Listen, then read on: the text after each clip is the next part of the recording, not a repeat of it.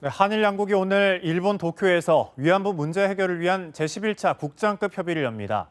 연내 타결을 위해 힘써온 우리 정부로서는 분수령이 될 전망입니다. 이태수 기자입니다.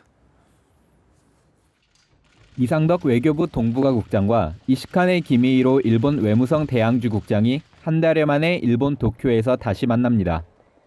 박근혜 대통령이 지난 10월 위안부 문제 연내 타결을 언급하고 지난달에는 아베 신조 일본 총리의 결단을 촉구한 만큼 우리 정부는 올해 안에 문제를 푸는 데 주력해왔습니다.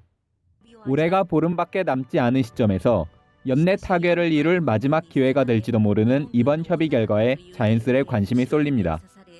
하지만 전망이 밝기만 한 것은 아닙니다. 일본은 지난 1965년 청구권 협정으로 법적 문제는 매듭지어졌다고 주장하며 인도주의적 차원에서의 해결을 시도하고 있지만 우리 정부는 반인도적 불법 행위로 인한 청구권은 남아있다는 입장이기 때문입니다.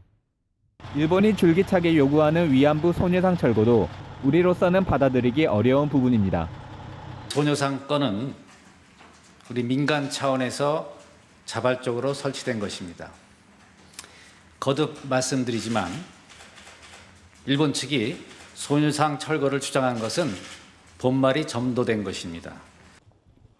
이 밖에도 야스쿠니 폭발음 사건, 주 요코하마 총영사관 배설물 사건, 제국의 위안부 저자 박유아 교수에 대한 검찰 기소 등 협의에 악영향을 미칠 암초가 곳곳에 자리하고 있습니다.